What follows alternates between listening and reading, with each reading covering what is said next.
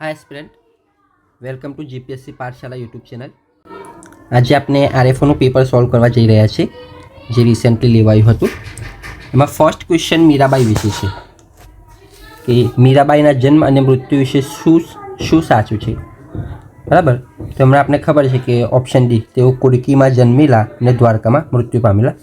હવે મીરાબાઈ એક આપણા માટે એક ઇમ્પોર્ટન્ટ થીમ છે, કેમ કે ડીવાયએસઓની પ્રીવિયસ એક્ઝામ પણ જે લેવાય ડીવાયએસઓમાં એમાં પણ મીરાબાઈ વિશે પૂછાઈ ગયું છે અને મીરાબાઈ વિશે મોસ્ટલી જીપીએસસી પૂછતું રહે છે. બરાબર, એના રિલેટેડ છે. મીરાબાઈ 16મી સદીના એક હિન્દુ રહસ્યવાદી કવિયત્રી અને ભગવાન કૃષ્ણના, ઇમ્પોર્ટન્ટ કેના છે, ભગવાન કૃષ્ણના પરમ ભક્ત હતા. તેઓ ભક્તિ આંદોલનના અગ્રણી સંત અને ગુજરાતી તેમજ હિન્દી સાહિત્યના અમર કવિયત્રી ગણાય છે. તેમણે બંને ભાષામાં સાહિત્ય લખ્યું છે, ગુજરાતી અને હિન્દી બંને ભાષામાં સાહિત્ય લખ્યું છે. જો મીરાબાઈ એ વ્રજ, રાજસ્થાની અને ગુજરાતી ભાષામાં અનેક પદો અને ભજનોની રચના કરી છે. બરાબર, આ ઇમ્પોર્ટન્ટ લાઈન છે. અહીંયાથી ડાયરેક્ટ ક્વેશ્ચન બની શકે છે, સ્ટેટમેન્ટ વાઇઝ આ સ્ટેટમેન્ટ ડાયરેક્ટ આવી શકે છે. બરાબર, તેમનો જન્મ આશરે 1498માં રાજસ્થાન, સ્ટેટ કયું છે, રાજસ્થાન, ડિસ્ટ્રિક્ટ પાલી છે અને ગામ કુડકી છે. અને જે વંશ છે એ રાઠોડ વંશના રતનસિંહને ત્યાં થયો હતો. બરાબર, એટલે નેક્સ્ટ એક્ઝામમાં આપણે ગામ ના આપે પણ ડિસ્ટ્રિક્ટ આપી દે, જિલ્લો આપી દે કે ભાઈ પાલી જિલ્લામાં થયેલું લગ્ન. તેમના લગ્ન ચિત્તોડના મહારાણા સાંગાના પુત્ર કુંવર ભોજરાજ સાથે થયું હતું. બરાબર, આ ઇમ્પોર્ટન્ટ ફેક્ટ છે. રાજા ક્યાંના હતા? ચિત્તોડના. હવે આગળ આપણે પરમાર વંશના રાજા, કોઈ પણ પરમાર વંશ, ચંદેલ વંશ, કોઈ પણ વંશ આપી શકે છે અને આપણે ટ્રેપમાં લાવી શકે છે. તો ચિત્તોડના મહારાણા સાંગાના પુત્ર કુંવર ભોજરાજ સાથે થયું હતું. જો કે લગ્નના થોડા સમય બાદ જ પતિનું અવસાન થતાં તેઓ નાની ઉંમરે વિધવા થયા હતા. સાસરિયાના ત્રાસથી કંટાળી તેઓ મેવાડ છોડીને વૃંદાવન અને ગુજરાતના દ્વારકામાં સ્થાયી થયા હતા. પહેલાં તેઓ વૃંદાવન ગયા હતા, બાદમાં તેઓ દ્વારકામાં ગયા હતા. બરાબર, એટલે અહીંયા પૂછી શકે છે કે ડાયરેક્ટ તેમને દ્વારકામાં ગયેલા કે પહેલાં એમને ક્યાં સ્ટે કરેલું. પહેલાં એમને વૃંદાવનમાં ગયેલા, ત્યાર પછી દ્વારકામાં ગયેલા. ઓકે, અહીંયા છે. જો મીરાબાઈ માનવામાં આવે છે કે ઈસવીસન 1547માં દ્વારકામાં રણછોડરાયજીના મંદિરમાં, આ ઇમ્પોર્ટન્ટ છે, કયા મંદિરમાં તેમને ભક્તિ કરેલી? રણછોડરાયજીના મંદિરમાં ભક્તિ કરતા હતા. તેઓ ભગવાન શ્રી કૃષ્ણની મૂર્તિમાં સમાઈ ગયા હતા. બરાબર, જો મીરાબાઈ એ વ્રજ, રાજસ્થાની અને ગુજરાતી ભાષામાં અનેક પદો અને ભજનોની રચના કરી છે.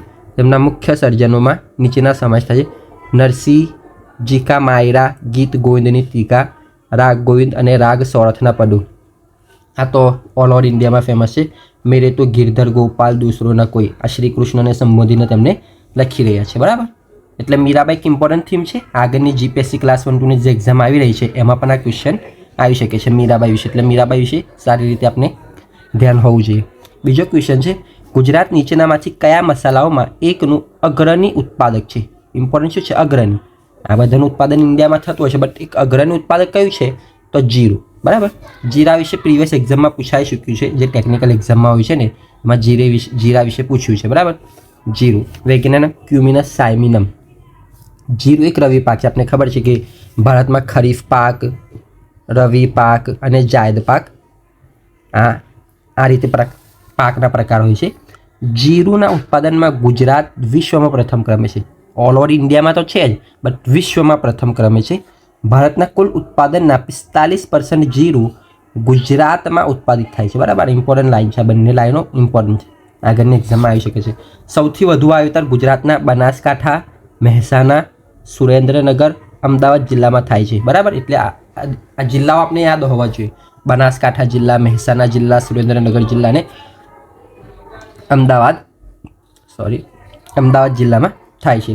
હવે આપણે જેમનો એક્સપોર્ટ કરીએ છીએ એ દેશો કયા છે? Brazil, Mexico, Spain, USA, Vietnam. આ તો ના પૂછાય, બટ આ ધ્યાન રાખવું જોઈએ કે બનાસકાંઠા, મહેસાણા, સુરેન્દ્રનગર, અમદાવાદ આ જિલ્લા ઇમ્પોર્ટન્ટ છે ભાઈ જીરા માટે. બરાબર, એમની વિશેષતા: જમીન, જીરા માટે કેવા પ્રકારની જમીન જોઈએ? સારી નિતારવાળી, ગોરાડું, મધ્યમ કાળી જમીન. સારી નિતારવાળી, ગોરાડું, મધ્યમ કાળી જમીન. બરાબર, બ્લેક સોઇલ પૂછાતી હોય છે આપણી જીપીએસસીમાં એક્ઝામ, એટલે સોઇલમાં બ્લેક સોઇલ ઇમ્પોર્ટન્ટ છે. બરાબર, એ ધ્યાન રાખજો.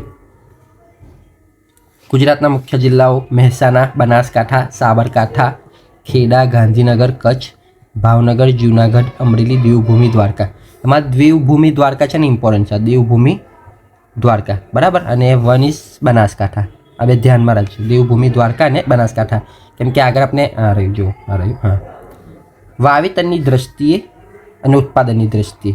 વાવેતરની દ્રષ્ટિએ પ્રથમ સ્થાન પર દેવભૂમિ દ્વારકા છે અને સેકન્ડ સ્થાન પર બનાસકાંઠા છે. બટ ઉત્પાદનની દ્રષ્ટિએ બનાસકાંઠા પહેલું છે અને દેવભૂમિ દ્વારકા છે. બરાબર, એટલે અહીંયા દેવભૂમિ દ્વારકાનો ડી અને બનાસકાંઠામાં બી. ઉત્પાદન વાવેતરની દ્રષ્ટિએ એટલે વી તો વી ડી બી આવશે અને ઉત્પાદનની દ્રષ્ટિએ યુ તો બનાસકાંઠા અને દેવભૂમિ દ્વારકા. આ રીતે ધ્યાન રાખજો, મોસ્ટ ઇમ્પોર્ટન્ટ છે. બરાબર, એક્ઝામમાં ક્વેશ્ચન આવી શકે છે અને આપણે રોંગ કરી શકીએ છીએ બિકોઝ ઓફ કે વાવેતરની દ્રષ્ટિએ ફર્સ્ટ દેવભૂમિ દ્વારકા, સેકન્ડ બનાસકાંઠા. ઉત્પાદનની દ્રષ્ટિએ ફર્સ્ટ બનાસકાંઠા અને સેકન્ડ દેવભૂમિ દ્વારકા. જીરાની સુધારેલી જાતો જેમ કે 012 રાજસ્થાન, 019 હા આ પૂછાયેલું છે. એમાં કયા પ્રકારના રોગ જોવા મળે છે જીરામાં? તો ચરમી, ભૂકી છારો અને સુકારો. આ પ્રકારના જીરામાં રોગ જોવા મળે છે. જીરું ઇમ્પોર્ટન્ટ છે. બરાબર, કેમ કે આપણે એનું મહત્વ જોયું. ગુજરાત વિશ્વમાં પ્રથમ ક્રમે છે જીરામાં અને ઇન્ડિયામાં 45% જીરું ગુજરાતમાં જ ઉત્પાદિત થાય છે. બરાબર, હવે થર્ડ ક્વેશ્ચન છે, સંગઠન અને સ્થાનની નીચેનામાંથી કઈ જોડી સાચી છે? એમાં ફર્સ્ટ છે central salt and marine chemical research institute. બરાબર, ભાવનગર. જો આ જે સ્ટેટમેન્ટ 1 છે ને, આ જે ફર્સ્ટ છે એ ઓલરેડી દાસા સાહેબે કોઈ એક્ઝામમાં પૂછી લીધું છે. આઈ થિંક ક્લાસ 1-2ની એક્ઝામમાં દાસા સાહેબે આ પૂછી લીધું છે. મેચ ધ ફોલોઈંગમાં જ central salt and marine chemical research institute Bhavnagar અને આરએફઓની એક્ઝામમાં ડાયરેક્ટ રિપીટ થયું છે. બરાબર, એ ભાવનગરમાં છે, આ સાચું છે. Central glass and ceramic research institute Morbi. હવે જો એ મોરબી વધારે કેમ આપ્યું છે? બીજો ઓફ કે ગુજરાતમાં મોરબી સિરામિક હબ છે. ગુજરાતમાં મોરબી સિરામિક હબ છે, ધેટ્સ અહીંયા મોરબી આપ્યું છે. બટ આ રોંગ છે બિકોઝ ઓફ કે પશ્ચિમ બંગાળમાં આવેલું છે. Central glass and ceramic research institute Morbi, પશ્ચિમ બંગાળના કલકત્તામાં. Indian institute of groundnut research Junagadh. બરાબર, આ સાચું છે. બરાબર, હવે જો central salt and marine chemical research institute Bhavnagar already Dasa સાહેબે આ કોઈ એક્ઝામમાં જીપીએસસી ક્લાસ 1-2ની કોઈ એક એક્ઝામમાં પૂછી લીધું છે. બરાબર, એટલે આપણે પીવાયક્યુ સારી રીતે કર્યો હોય તો આપણે આઈડિયા આવી જાય. આ સંસ્થા ગુજરાતના ભાવનગર શહેરમાં આવેલી છે.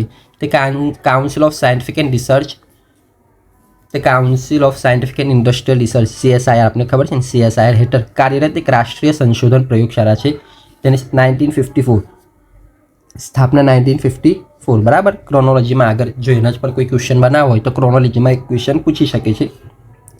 તે મુખ્યત્વે મીઠા, સોલ્ટ અને દરિયાઈ રસાયણો, મરીન કેમિકલ્સ તેમજ પાણીના શુદ્ધિકરણ અને દરિયાઈ શેવાળ, બરાબર, સી વીસ પર સંશોધન કરે છે. આગળ જઈને એમના કામ પૂછી શકે છે કે ભાઈ central salt and marine chemical research institute નીચેના પૈકી કયા કાર્યો કરી છે? તેના કાર્યો છે કે મીઠું એટલે સોલ્ટ, દરિયાઈ રસાયણો એટલે મરીન કેમિકલ્સ તેમજ પાણીના શુદ્ધિકરણ અને દરિયાઈ શેવાળ, આપણે જે શેવાળ કહે છે ને એ સી વીડ્સ પર સંશોધન કરે છે.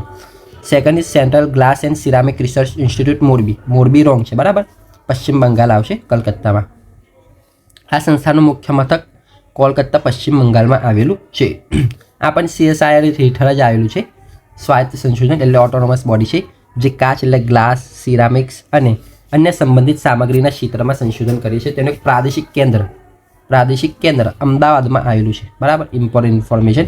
Central glass and ceramic research institute જે પશ્ચિમ બંગાળના કોલકાતામાં આવેલું છે. ગુજરાતમાં તેનું પ્રાદેશિક કેન્દ્ર ક્યાં આવેલું છે? અમદાવાદમાં. જે ગુજરાત અને નજીકના વિસ્તારોમાં સિરામિક ઉદ્યોગોને સેવા પૂરી પાડે છે. જે કોઈ મોરબીમાં CGIRના સમકક્ષ સંશોધન અને તાલીમ કેન્દ્ર શરૂ કરવાની માંગણી છે, પરંતુ હાલમાં નથી. તો બરાબર છે. Indian institute of groundnut research જૂનાગઢમાં આવેલું છે. આ સંસ્થા ગુજરાતના જૂનાગઢ શહેરમાં આવી છે. તે ICAR હેઠળ મગફળી પર સંશોધન માટેની સર્વોચ્ચ રાષ્ટ્રીય સંસ્થા છે. આગળ ક્વેશ્ચન પૂછવો હોય જો આ થીમ પર તેમને તમને 3 આપી દે અને સામે એમની સંસ્થાઓ આપી દે. બરાબર, તો ઉપરના ભાગમાં તો CSIR છે, central salt and marine chemical research ઇન્સ્ટિટ્યૂટમાં. બરાબર, અને એલું સિરામિકવાળામાં પણ CSIR છે. બટ અહીંયા શું છે? ભારતીય કૃષિ સંશોધન પરિષદ હેઠળ મગફળી પર સંશોધન માટેની તેની સ્થાપના 1979માં કરવામાં આવી હતી. આ સંસ્થા મગફળીની વધુ ઉત્પાદન આપતી રોગ અને જીવાત પ્રતિરોધક જાતિ વિકાસ પર ધ્યાન કેન્દ્રિત કરે છે. નેક્સ્ટ ક્વેશ્ચન છે કે આ ક્રોનોલોજીનો ક્વેશ્ચન છે કે કોણ પહેલું બન્યું એમ. જો એમાં જે થર્ડ છે ગુજરાતી, આ વાતને બધાને ખબર છે કે 1960માં બન્યું, 1 મે 1960. બરાબર, મહાગુજરાત આંદોલન થયું એના પરિણામ સ્વરૂપ બંબઈમાંથી ગુજરાત અલગ પડ્યું ગુજરાતી ભાષાના આધારે. એટલે આપણે ખબર છે કે 1 મે 1960માં બન્યું છે. બરાબર, હવે કે આપણે ધ્યાન હોય રાજ્ય પુનર્ગઠન પંચની રચના, કેમ કે ફઝલ અલીએ જ રાજ્ય પુનર્ગઠન પંચની તેના અધ્યક્ષ ફઝલ અલી હતા. આ 1953માં બનેલું. અને એ પણ ખબર છે કે ભાષાના આધારે ફર્સ્ટ રાજ્ય જે ભારતમાં બન્યું એ આંધ્રપ્રદેશ હતું, એ પણ 1953માં બનેલું, બરાબર. એટલે આ ત્રણ તો બધાને ઓલમોસ્ટ જે સિરિયસ એસ્પિરન્ટ હોય એમને આઈડિયા હોય, બટ આ વિશે શાયદથી આઈડિયા ના હોય. બટ આ 1966માં 1966માં બન્યું છે, એટલે હવે ધ્યાન રાખવાનું, એક્ઝામમાં આવી ગયું છે એટલે હવે આપણે ધ્યાન હોવું જોઈએ. જો રાજ્ય પુનર્ગઠન પંચની રચના ડિસેમ્બર 1953, ડિસેમ્બર 1953.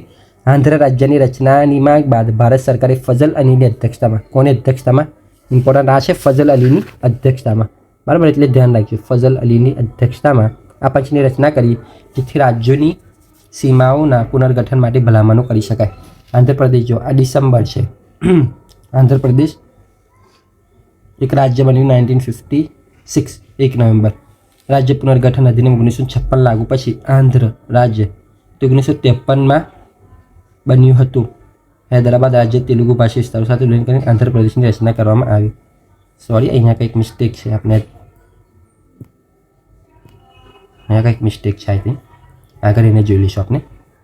ગુજરાત રાજ્ય બન્યું 1 મે 1960. મુંબઈ પુનર્ગઠન અધિનિયમ 1960 હેઠળ મુંબઈ રાજ્યનું ભાષાકીય ધોરણે વિભાજન કરવામાં આવ્યું, જેનાથી ગુજરાતી ભાષી લોકો માટે ગુજરાત અને મરાઠી ભાષા લોકો માટે મહારાષ્ટ્ર. હરિયાણા 1966, બરાબર. પંજાબ પુનર્ગઠન અધિનિયમ 1966 દ્વારા તત્કાલીન પંજાબ રાજ્યમાંથી હરિયાણાને એક સંપૂર્ણ રાજ્ય તરીકે અલગ કરવામાં આવ્યું, બરાબર. પછી જો ભાઈ ઇન્ફોર્મેશન છે, આ મોસ્ટ ઇમ્પોર્ટન્ટ છે. 1975 સિક્કિમ 36માં બંધારણીય સુધારા દ્વારા ભારતનું સંપૂર્ણ રાજ્ય બન્યું, બરાબર. આ મોસ્ટ ઇમ્પોર્ટન્ટ છે, મેની એક્ઝામમાં આ ક્વેશ્ચન ડાયરેક્ટ પૂછાયેલો છે. હવે નીચેનામાંથી કયું રાજ્ય, ભારતનું કયું રાજ્ય 36માં બંધારણીય સુધારા દ્વારા ભારતનું સંપૂર્ણ રાજ્ય બન્યું, તો સિક્કિમ છે, બરાબર. આ સિક્કિમ વિશે આપણે આઈડિયા હોવો જોઈએ, બરાબર છે, કે મણિપુર, ત્રિપુરા, મેઘાલય આ બધા ધ્યાન હોવા જોઈએ. આગળ પૂછાઈ શકે છે. તેલંગાના 2014માં જે રિસેન્ટલી બન્યું ને, આંધ્રપ્રદેશમાંથી છૂટું પડીને, બરાબર. એટલે ધ્યાન રાખજો આ વિશે, આગળ પૂછાઈ શકે છે. આ ઇન્ફોર્મેશન ધ્યાન હોવી જોઈએ. આગળ આ રાજ્ય આપીને એની ક્રોનોલોજી આપણે પૂછી શકે છે, બરાબર. નેક્સ્ટ ક્વેશ્ચન છે ઓપરેશન છે, સૈન્ય ઓપરેશન અને હેતુ વિશે છે, કે ઓપરેશનના હેતુ શું હતા એમ, બરાબર. તો જો ઓપરેશન પોલો વિશે આપણે આઈડિયા હોય છે કે હૈદરાબાદ રાજ્યને ભારતમાં સામેલ કરવા માટે ઓપરેશન પોલો, બરાબર. વી ઓલ નો ધેટ કે ઓપરેશન પોલો હૈદરાબાદ રાજ્યને ભારતમાં સામેલ કરવા માટે કરવામાં આવેલું હતું. એટલે A4, તો A4 તો જો વેર ઇઝ A4 એટલે આ તો ગયું, એલિમિનેટ થઈ ગયું, બરાબર. હવે A4 કર્યા પછી આપણે જોવાનું કે બીજા કઈ બંનેમાં જ જોઈએ, 2 પણ સેમ છે, એટલે A4 C2, where is C2 એટલે જો A4, બરાબર, C2 એટલે અમૃતસરના સ્વર્ણ મંદિરમાંથી આતંકવાદીઓ હટાવવા. એટલે આ બે તો આપણે મળી ગયા. હવે ઓપરેશન શક્તિ અને ઓપરેશન મેઘદૂત શાયદથી આપણે આઈડિયા ના હોય, તો હવેથી આપણે પીવાયક્યુ પરથી આઈડિયા આવી જવું જોઈએ કે જો ઓપરેશન શક્તિ અને ઓપરેશન મેઘદૂત. તો જો પાકિસ્તાન પાસેથી સિયાચીન કબજો કરવા માટે શું કરવામાં આવેલું, ઓપરેશન મેઘદૂત કરવામાં આવેલું, બરાબર. અને ઓપરેશન શક્તિ છે એ શ્રેણીબદ્ધ પરમાણુ પરીક્ષણ કરવા માટે થયેલું. હવે ઓપરેશન શક્તિ બીજું પરમાણુ પરીક્ષણ હતું ઇન્ડિયાનું. ફર્સ્ટ કયું હતું 1974માં હતું, અને એનું નામ શું હતું, સ્માઇલિંગ બુદ્ધા, બરાબર. સ્માઇલિંગ બુદ્ધા એનું નામ હતું, એટલે ધ્યાન રાખજો. ઓપરેશન પોલો 1948માં થયેલું. ભારતીય સંઘમાં જોડાવાનો ઇનકાર કરવા હૈદરાબાદના રજવાડાને લશ્કરી પગલાં દ્વારા બળજબરીથી ભારતમાં ભેરવી દેવું.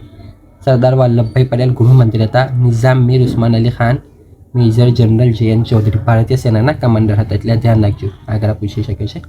પરિણામ શું આવ્યું, હૈદરાબાદનું ભારતમાં વિલીનીકરણ. અને હા, એ પણ ધ્યાન રાખજો કે ભારતનું હૈદરાબાદમાં વિલીનીકરણ કઈ પ્રકારની કાર્યવાહીથી કરેલું, તો પોલીસ કાર્યવાહી કરવામાં આવેલી. કઈ કાર્યવાહી, પોલીસ કાર્યવાહી, એ ધ્યાન રાખજો. આગળ ઓપરેશન શક્તિ 1998 રાજસ્થાનના પોખરણ ટેસ્ટ રેન્જના શ્રેણીબદ્ધ ભૂગર્ભ પરમાણુ પરીક્ષણ સફળતાપૂર્વક હાથ ધર્યા. 11 અને 13 મે 1998ના રોજ કુલ 5 પરમાણુ બોમ્બ વિસ્ફોટ કરવામાં આવ્યા હતા, ટોટલ 5. બરાબર. હસમુખ સાહેબ જે પ્રકારના ક્વેશ્ચન પૂછી શકે છે, અહીંયા પાછળની જગ્યા પર 7, 8, 9 કંઈ પણ કરી શકે છે. અને ત્યારે તત્કાલીન વડાપ્રધાન કોણ હતા, અટલ બિહારી વાજપેયી, અને તેમની જોડે ડૉક્ટર APJ અબ્દુલ કલામ વૈજ્ઞાનિક સલાહકાર હતા. જો બરાબર, એટલે ધ્યાન રાખજો, અટલ બિહારી વાજપેયી ત્યારે દેશના વડાપ્રધાન હતા. હવે આપણે 1998 છે, તો 1951ના સુધારા કયા પ્રધાનમંત્રીના કાળમાં થયેલા એ આઈડિયા હોવો જોઈએ, બરાબર. શાયદથી એના કેસીસ પર આપણે અહીંયા નરસિંહ રાવ કરી શકીએ છીએ, અને આપણો રોંગ ક્વેશ્ચન આવી શકે છે, બરાબર. ઓપરેશન બ્લુ સ્ટાર 1984 પંજાબના અમૃતસર સ્થિત સ્વર્ણ મંદિર પરિસરમાં છુપાયેલા ખાલિસ્તાન સમર્થક આતંકવાદીઓને બહાર કાઢવાને ભારતીય સેના દ્વારા હાથ ધરાયેલું ઓપરેશન. આ ઓપરેશનના રાજકીય પરિણામે તે વર્ષે ઓક્ટોબરમાં વડાપ્રધાન ઇન્દિરા ગાંધીની હત્યા થઈ હતી. બરાબર, આપને ખબર છે વડાપ્રધાન ઇન્દિરા ગાંધીની હત્યા થઈ હતી. ઓપરેશન મેઘદૂત 1984 પાકિસ્તાનના ઓપરેશન અબાબીલને નિષ્ફળ બનાવીને વિશ્વના સૌથી ઊંચા યુદ્ધ ક્ષેત્ર સિયાચીન ગ્લેશિયર પર સંપૂર્ણ નિયંત્રણ સ્થાપિત કરવું. વિગતો. ભારતીય સેનાએ પાકિસ્તાની સેનાને ત્યાં પહોંચી તેના 4 દિવસ પહેલાં જ 13 એપ્રિલ 1984 વૈશાખીનો દિવસના રોજ મુખ્ય શિખરોને પાસ પર કબજો કર્યો. હવે જો આ ક્વેશ્ચન પરથી નહીં કે ડાયરેક્ટ આપણે ક્વેશ્ચન બેઠો જ મળી જાય, બટ હા હવે એના પરથી આપણે ક્રોનોલોજી પૂછી શકાય છે. બરાબર, કે ભાઈ ઓપરેશન પોલો, ઓપરેશન શક્તિ, ઓપરેશન બ્લુ સ્ટાર અને ઓપરેશન મેઘદૂત, આ એમને ક્રોનોલોજી વાઇઝ ગોઠવો.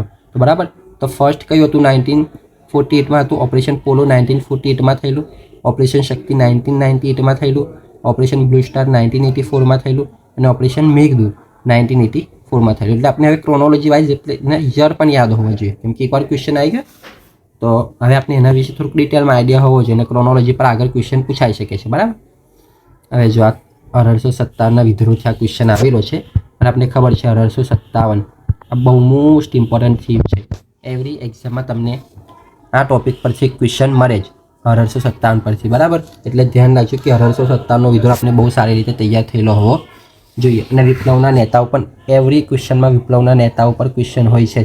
આ એક્ઝામમાં નહીં તો આવતી એક્ઝામમાં તમને વિપ્લવના નેતાઓ પર ક્વેશ્ચન મળી જ જશે. બરાબર, હવે જો આપણે ખબર છે કાનપુર અને લખનઉ આ બે વિશે મોસ્ટલી એસ્પિરન્ટને આઈડિયા હોય કે ભાઈ કાનપુરમાં કોણ હતા, તો નાના સાહેબ હતા. બરાબર, કાનપુરમાં કોણ હતા, નાના સાહેબ. આ વિશે આપણે આઈડિયા હોય જ છે,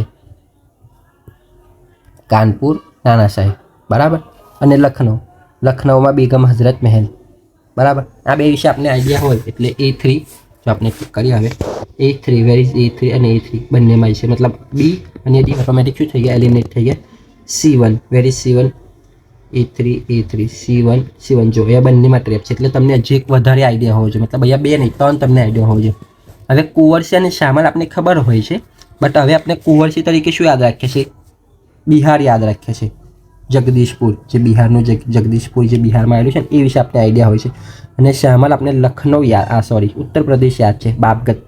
બરાબર, ધેટ્સ વાય અહીંયા આપણે થોડા કન્ફ્યુઝ થઈએ, બટ જો અહીંયા છે કાનપુર નાના સાહેબ, બારોટ શામલ, લખનઉ બેગમ હઝરત મહેલ અને આરા કુંવરસી. કાનપુર નાના સાહેબ અસલી નામ નહોતું, તાત્યા તોપે. જો આ ક્વેશ્ચન મેની ટાઈમ્સ આ ક્વેશ્ચન પૂછાયો છે ભાઈ. એમના લશ્કરી કમાન્ડર કોણ હતા, તાત્યા તોપે, અને તેમના સલાહકાર કોણ હતા, અઝીમુલ્લા ખાન. બરાબર, એટલે અહીંયાથી આપણે જ્યારે મેન્સ એક્ઝામ લખીએ ત્યારે કોઈ બિન સાંપ્રદાયિકતાનું ઉદાહરણ માંગે તો આપણે અહીંયા લખી શકીએ છીએ ભાઈ 1857ના વિદ્રોહમાં અઝીમુલ્લા ખાન જે મુસ્લિમ હતા તેઓ નાના સાહેબના સલાહકાર હતા. બરાબર, નાના સાહેબ પેશવા બાજીરાવ દ્વિતીયના દત્તક પુત્ર હતા, જેમનું પેન્શન બ્રિટિશરોએ ડોક્ટ્રિન ઓફ લેપ્સ, યાદ રાખજો ભાઈ, ડોક્ટ્રિન ઓફ લેપ્સ બહુ જ ઇમ્પોર્ટન્ટ થીમ છે, મેની ટાઈમ્સ એમાંથી ક્વેશ્ચન આવ્યા છે ભાઈ. બરાબર, ડોક્ટ્રિન ઓફ લેપ્સમાંથી આપણે ધ્યાન હોવું જોઈએ કે ડોક્ટ્રિન ઓફ લેપ્સ કોણ લાવેલું, તો ડલહૌજી લાવેલા. કોણ લાવેલા, ડલહૌજી. અને એમાં શું વ્યવસ્થા હતી કે ભાઈ જો તમારું દત્તક પુત્ર હોય તો એ રાજ્ય તમારા પાસેથી છીનવી લેવામાં આવશે, જે તે રિયાસત હશે તમારા જોડેથી છીનવી લેવામાં આવશે. તમારો પુત્ર એ તમારો વંશાનુગત પુત્ર હોવો જોઈએ, દત્તક પુત્ર ના હોવો જોઈએ. અને જે ઝાંસી કી રાણી હતા એમના જોડે પણ આ જ કોન્ફ્લિક્ટ હતો, ધેટ્સ વાય ડોક્ટ્રિન ઓફ લેપ્સમાં તેમને ભેરવવામાં આવેલું અને ત્યાર પછી ઝાંસી કી રાણીએ તેમના જોડે વિદ્રોહ કર્યો. તેમણે કાનપુરમાં બ્રિટિશરોને હરાવીને પોતાને પેશવા જાહેર કર્યા. બારોટ લખનઉ ને શાહમલ. નેતા કોણ હતા, શાહમલ હતા. બરાબર, નેતા શાહમલ ઉત્તર પ્રદેશના બાપગઢ જિલ્લાના બિજોર ગામમાં એક સામાન્ય ખેડૂત હતા. તેમને 12 પાકના 84 ગામો, આ 84 દિશા પણ યાદ રાખજો. ખેડૂતોએ સંઘર્ષ કર્યા અને બ્રિટિશરો સામે ઉગ્ર વિદ્રોહ કર્યો. તેમને સંદેશિયા વ્યવહારની લાઈનો ખોરવી નાખીને એક સમાંતર વહીવટ સ્થાપિત કર્યો. આ ઇમ્પોર્ટન્ટ છે. બરાબર, 1857ના વિદ્રોહમાં નીચેનામાંથી કોણે એક સમાંતર વહીવટ સ્થાપિત કર્યો હતો, તો શાહમાલ ઉત્તર પ્રદેશ અને બારોટમાં. બરાબર, લખનઉ બેગમ હઝરત મહેલ, તેમના સગીર પુત્ર બિરજીસ કાદર અને મૌલવી અહેમદુલ્લા. અવધના નવાબ વાજિદ અલી શાહને પદભ્રષ્ટ કર્યા હતા. આ ઇમ્પોર્ટન્ટ છે ભાઈ, અવધના નવાબ વાજિદ અલી શાહને પદભ્રષ્ટ કર્યા હતા. બેગમ હઝરત મહેલે વિદ્રોહની કમાન સંભાળીને તેમના પુત્ર બિરજીસ કાદરને નવાબ જાહેર કર્યા. તેમને બ્રિટિશ એનસી પર હુમલો કર્યો અને લાંબો સમય સુધી પ્રતિકાર કર્યો. આરા કુંવરસી, બરાબર, બિહારના હતા. કુંવરસી બિહારના જગદીશપુરના 80 વર્ષીય રાજપૂત જમીનદારી હતા. તેઓ બિહારમાં બ્રિટિશ શાસન સામે મુખ્ય આયોજક તરીકે લડત આપી અને ગોરિલ્લા યુદ્ધ પદ્ધતિમાં નિષ્ણાત બન્યા. અહીં જો અહીંયા જે આપણે આપ્યા છે તો બેગમ હઝરત મહેલ લખનઉ આપને આઈડિયા છે, નાના સાહેબ કાનપુર. હવે શામલ છે કઈના હતા? યુપી, બરાબર, અને કુંવરસી બિહાર, બરાબર. મોસ્ટલી એક્ઝામમાં સ્ટેટ જ આપતા હોય છે, બટ હા જીપીએસસીમાં અહીંયા બારૂદ શામલ આપી છે અને આરા કુંવર. એટલે આપણે ધ્યાન હોવું જોઈએ, અહીંયાથી બે ઇન્ફોર્મેશન મળી જોઈએ. જગદીશપુર છે અહીંયા અને આ યુપી છે, બરાબર. હવે નેક્સ્ટ ક્વેશ્ચન પર મૂવ થઈએ આપણે. હા, જો હજી થોડાક અધર્સ નેતા પણ છે કે જેમને 1857ના વિપ્લવના નેતા તરીકે જો દિલ્હીમાં કોણ હતા?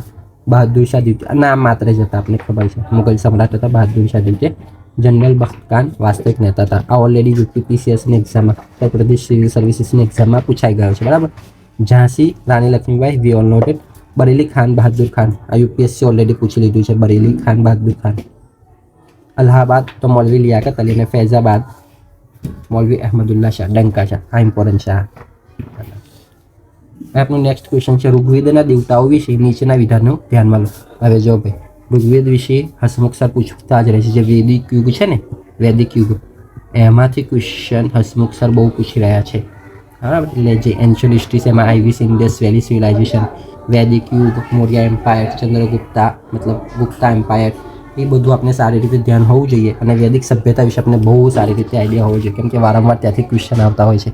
અહીંયા દેવતાઓ વિશે છે તો આગળ ઋગ્વેદની સમાજ વિશે ક્વેશ્ચન પૂછી શકે છે કે ભાઈ ઋગ્વેદમાં સમાજ વ્યવસ્થા કેવા પ્રકારની હતી, ઋગ્વેદમાં સતી પ્રથા હતી કે નહીં, એવા બધા ક્વેશ્ચન આપણે પૂછી શકે છે. બટ હા, સતી પ્રથા કયા યુગમાં આવેલી આપણે ધ્યાન હોવું જોઈએ? ગુપ્ત યુગમાં આવેલી સતી પ્રથા. સતી પ્રથાનો ફર્સ્ટ પુરાવો ગુપ્ત યુગમાં મળેલો, બરાબર. આ આર એસ શર્મા જે છે એન્શિયન્ટ હિસ્ટ્રીના સર આર એસ શર્મા, એમની બુકમાં લખેલું છે, બરાબર. અને ત્યાંથી પણ આ ક્વેશ્ચન ડુએબલ હતો. ટફ ક્વેશ્ચન હતો. વરુણ કુદરતી વ્યવસ્થાના રક્ષક છે, સોમ વનસ્પતિઓના દેવ હતા. આ બંને સ્ટેટમેન્ટ સાચા છે, બરાબર. જો વરુણ ભૂમિકા, ઋગ્વેદમાં વરુણ દેવને કુદરતી વ્યવસ્થાના અથવા રતાના રક્ષક માનવામાં આવે છે. કાયદાના દેવ, તેઓ નૈતિક કાયદા અને સત્યના પાલન કરતા છે. તેઓ પાપીઓને તેમના પાશ એટલે દોરડા વડે બાંધે છે, પરંતુ પસ્તાવ કરનારોને માફ પણ કરે છે, બરાબર. એટલે વરુણ દેવ વિશે આઈડિયા હોવો જોઈએ. તેઓ આદિત્યોના વડા છે અને આકાશના શાસક હતા. પાછળના વૈદિક ગ્રંથો અને પુરાણોમાં તેમનું મહત્વ ઘટ્યું અને તેઓ મુખ્યત્વે જળ અને મોસ્ટ ઇમ્પોર્ટન્ટ લાઇન, બરાબર. પાછળના વૈદિક ગ્રંથો અને પુરાણોમાં તેમનું મહત્વ ઘટ્યું, બરાબર.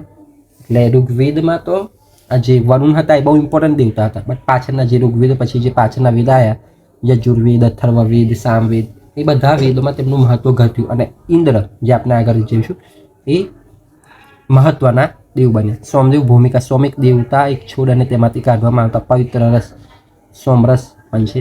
વનસ્પતિઓના દેવ, તેમને છોડના રાજા અથવા વનસ્પતિઓના દેવ માનવામાં આવે છે. પવિત્ર પીણું, ઋગ્વેદનો આખો 9મું મંડળ, ઋગ્વેદનો આખું 9મું મંડળ સોમદેવને સમર્પિત છે, બરાબર. એટલે ધ્યાન હોવું જોઈએ કે ઋગ્વેદનો આખો 9મું મંડળ કોને સમર્પિત છે? સોમ. જ્યાં ધાર્મિક પીણાનું મહત્વ દર્શાવે છે. અન્ય થયું સોમરસને અમૃતત્વ અને દેવી પ્રેરણા આપનાર માનવામાં આવતો હતો. આ ઇન્ફોર્મેશન તમે જોઈ લીધી, બરાબર. હવે જો ઇન્દ્ર, મોસ્ટ ઇમ્પોર્ટન્ટ દેવતા છે ઇન્દ્ર. ઋગ્વેદમાં તો એમને હતા જ, બટ ઋગ્વેદમાં તેમનું એટલું મહત્વ નહોતું મળ્યું, બટ આગળના વેદમાં તેમનું મહત્વ બહુ વધ્યું. સૌથી મહત્વપૂર્ણ અને મુખ્ય દેવતા તેઓ યુદ્ધના દેવ, યુદ્ધાદેવ અને આકાશના રાજા છે. ઋગ્વેદમાં ઇન્દ્રને સમર્પિત 250 સ્ત્રોતો છે, જે અન્ય દેવતાઓ કરતાં સૌથી વધુ છે. તેમને વૃદ્ધ નામના રાક્ષસને મારનાર અને પુરંદર કિલ્લાઓનો નાશ કરનાર પણ કહેવાય છે. જો અગ્નિ, ઋગ્વેદના બીજા દેવતા કયા હતા? તો અગ્નિ દેવતા હતા ભાઈ. એક અગ્નિ પ્રકારના અગ્નિ દેવતા હતા. એક પૃથ્વીના દેવતા, અગ્નિના દેવતા. તેઓ દેવતાઓ અને મનુષ્યો વચ્ચે મધ્યસ્થી માનવામાં આવે છે. આ પૂછાઈ શકે છે કે ભાઈ નીચેનામાંથી ઋગ્વેદના કયા દેવતાઓને મધ્યસ્થી મીડિયેટર માનવામાં આવે છે? કે એટલે અહીંયા જે મનુષ્ય છે તે અને ત્યાં સ્વર્ગમાં જે ભગવાન છે એમના વચ્ચે મીડિયેટર. કારણ કે ભવિષ્ય એટલે આહુતિ તેમના દ્વારા જ દેવતાઓ સુધી પહોંચતી હતી.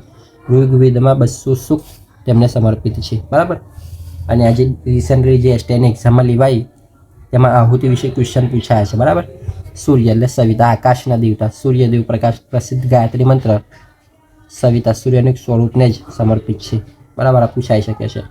ઉષા વિશે આરએફઓના પેપરમાં આગળ પણ પૂછાયું છે કે ઉષા અને અદિતિ શું હતા અને હતા કે નહોતા, હતા પણ કે ન હતા, બરાબર.